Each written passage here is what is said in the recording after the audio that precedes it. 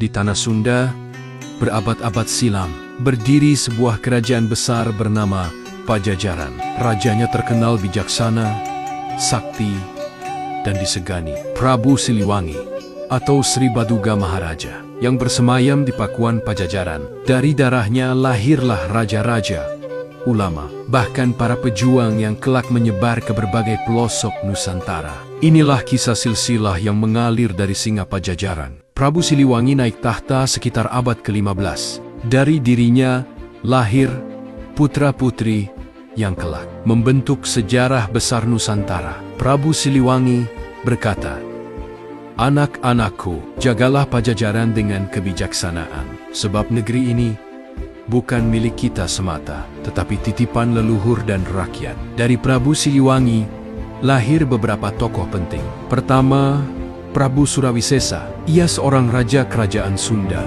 Pajajaran yang memerintah dari tahun 1521 hingga 1535 Masehi. Ia adalah putra dari Sri Baduga Maharaja Prabu Siliwangi dan Nyi Mayang Sunda. Kedua, Raden Kian Santang atau Syekh Sunan Rohmat Suci adalah putra Prabu Siliwangi atau Sri Baduga Maharaja, Raja Pakuan Pajajaran dengan Nimas Subanglarang. Ia lahir pada 1427 Masehi dengan nama Raja Sangara.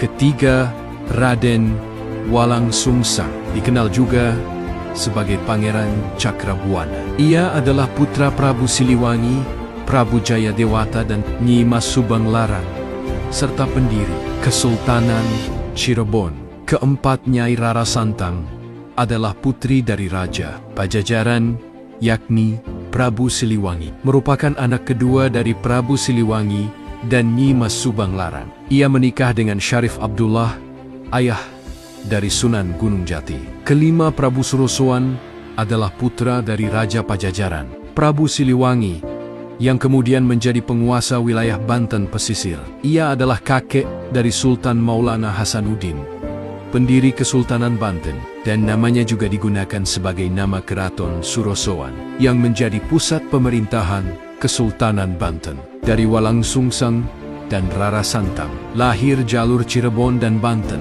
yang kelak memegang peran besar dalam Islamisasi Jawa Barat. Dari Raden Kian Santang lahir kisah rakyat tentang pendekar sakti yang mengislamkan banyak daerah. Akhirnya, pada abad ke-16, Pajajaran runtuh, tetapi darah Siliwangi tidak pernah padam. Di Cirebon, garis keturunannya bersatu dengan para wali. Di Banten,